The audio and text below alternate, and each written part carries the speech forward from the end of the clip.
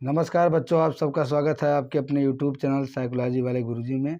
तो आज के क्लास में आपको एमए फोर्थ सेमेस्टर साइकोलॉजी का जो पेपर है इंडियन साइकोलॉजी यानी कि भारतीय मनोविज्ञान से संबंधित पूरे 35 अति महत्वपूर्ण बहुविकल्पी प्रश्न के बारे में बताने वाला हूं।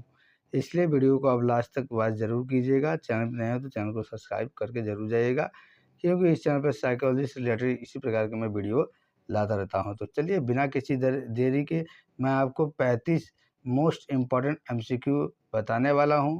ये एमसीक्यू आपकी परीक्षा के लिए बहुत ही मददगार साबित होने वाला है। तो चलिए पहले क्वेश्चन को देखते हैं। पहला क्वेश्चन क्या है, ध्यान से देखते जाइएगा। देखिए है, भारतीय मनोविज्ञान मुख्य रूप से किस परंपरा पर आधारित है? तो भारतीय मनोविज्ञान जो है वो मुख्य रूप से वैदिक और दार्शनिक परंपराएं पर आधारित है। तो करेक्ट आंसर बी हो जाएगा। दूसरा क्वेश्चन हम देखते हैं, भारतीय मनोविज्ञान में चित्त का क्या अर्थ है? तो चित्त का अर्थ होता है मन या मानसिक क्षेत्र से होता है। तो option number B is correct. आगे हम बढ़ते हैं क्वेश्चन नंबर 3 की तरफ। क्वेश्चन नंबर 3 देखिए क्या कर रहा है कि मनोविज्ञान का सबसे पुराना भारतीय ग्रंथ कौन सा है? तो सबसे पुराना भारतीय ग्रंथ है उपनिषद। ठीक है, तो option number C is correct. ये सभी क्वेश्चन मोस्ट इम्पॉर्टेंट क्वेश्चन हैं, आपके पेपर में इससे ज़रूर क्वेश्चन आएंगे। आगे देखते हैं हम, कौन सी भारतीय परंपरा आत्म साक्षात्कार को जीवन का अंतिम उद्देश्य मानती है? तो इसका सही आंसर हो जाएगा अद्वैत वेदांत। अद्वैत वेदांत जो है वो आत्म साक्षात्कार यानी आत्म साक्षात्कार क्या होता है? खुद का साक्षात्कार, खुद को जानना। ठीक है, इसी को आत्म साक्षात्कार कहते हैं। और भारतीय परंपरा में जीवन का अंतिम उद्देश्य कौन सा वेद मानता है? तो अद्वैत वेदांत। अगला क्वेश्चन पांचवा देखते हैं, कौन सी भारतीय दर्शन शास्त्रीय प्रणाली अहंकार की अवधारणा को पहचानती है? तो सांख्य दर्शन जो है अहंकार की अवधारणा को पहचानती है। क्वेश्चन नंबर 6 की तरफ हम बढ़ेंगे। देखिए, भारतीय दर्शन के अनुसार 3 गुण सत्व रजस तमस सबसे पहले किस ग्रंथ में वर्णित है?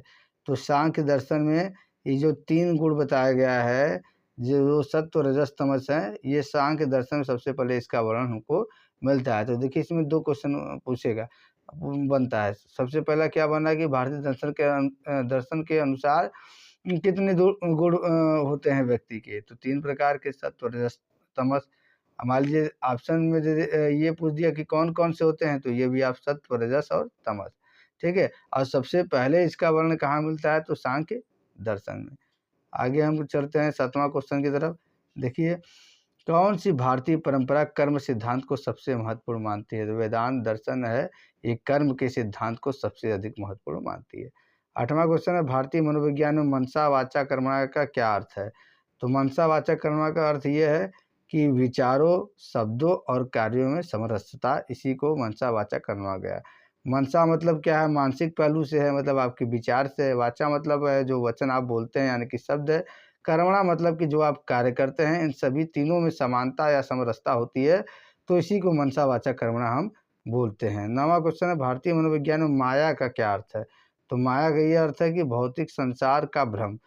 मतलब माया किसे कहते हैं? तो ये जो भौतिक संसार है जहाँ हम रहते हैं, यह एक केवल मिथ्या मात्र है, इसी को भ्रम कहा है, इसी को माया कहा जाता है। ठीक है, भारतीय परंपरा में ध्यान किसका प्रमुख साधन है? तो आत्मा की शुद्धि और आत्म साक्षात्कार का जो प्रमुख साधन है वो ध्यान है। ध्यान के माध्यम से हम आत्मा की शुद्धि और अपना आत्म साक्षात्कार कर सकते हैं। चलिए नेक्स्ट क्वेश्चन की तरफ मूव करते हैं।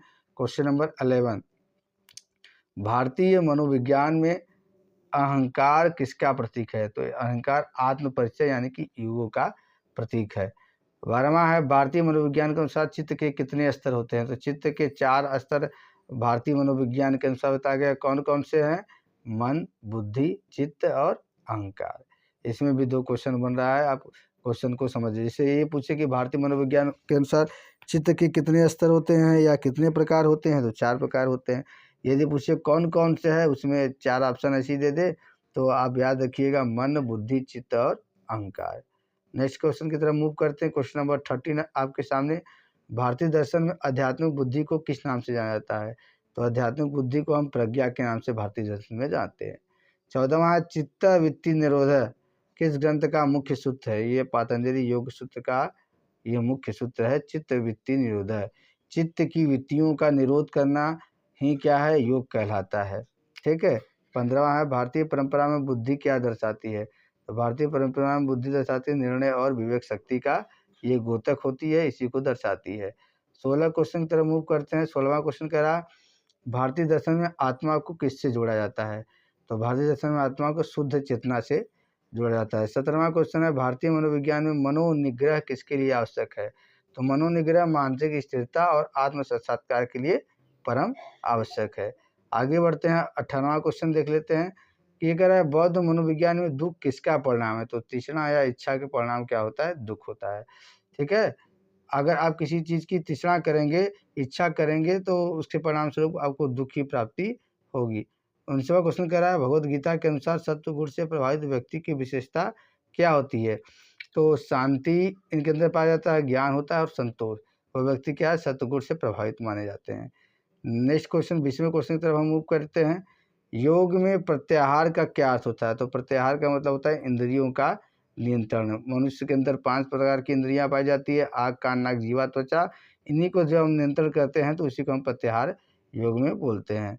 आगे क्वेश्चन की तरफ बढ़ने के पहले आपसे ये रिक्वेस्ट है कि अभी तक आपने चैनल को सब्सक्राइब किया तो सब्सक्राइब कर दीजिएगा प्लीज़।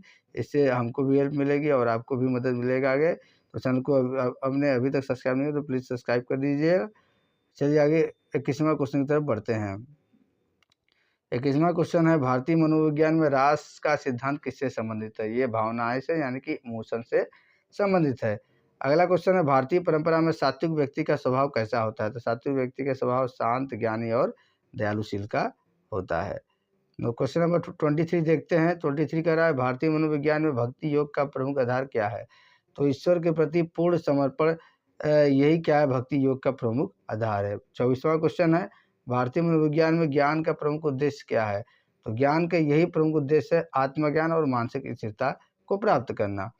क्वेश्चन नंबर 25 को देखते हैं। देखिए 25 कह रहा है भारतीय दर्शन में मोक्ष का क्या अर्थ है?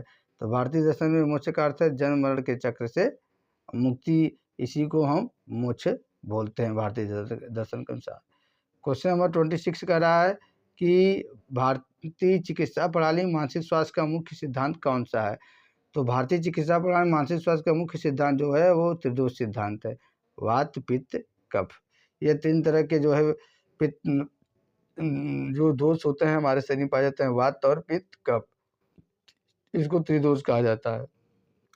क्वेश्चन नंबर 27 भारतीय मनोविज्ञान में शांति प्राप्त करने का सबसे प्रभावी तरीका क्या है?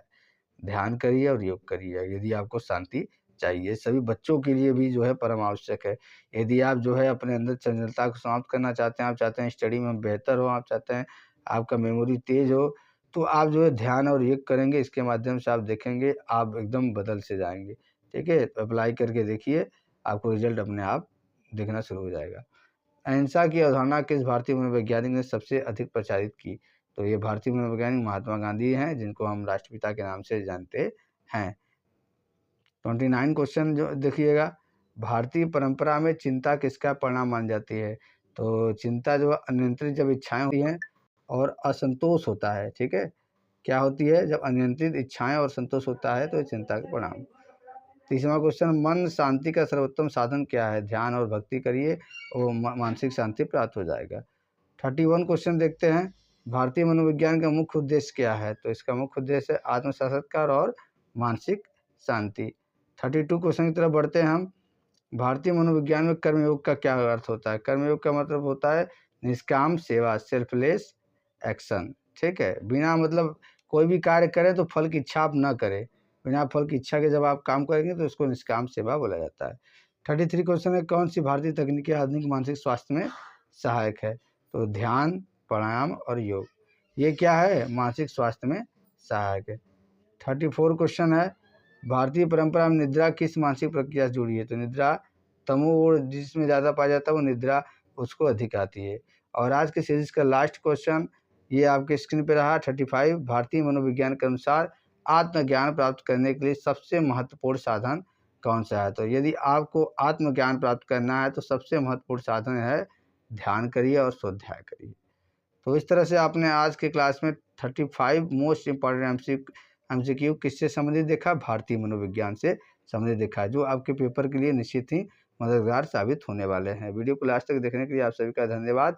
चैनल पर पहली बार विजिट किया है तो चैनल को सब्सक्राइब कर दीजिए, वीडियो को लाइक करिए और शेयर करिए अपने उन मित्रों के साथ जिन्हें साइकोलॉजी के स्टूडेंट है। चलिए मिलते हैं नेक्स्ट क्लास में किसी अन्य बेहतरीन टॉपिक के साथ। तब तक के लिए आप सभी बच्चों का बहुत बहुत धन्यवाद। जय हिंद, जय भारत।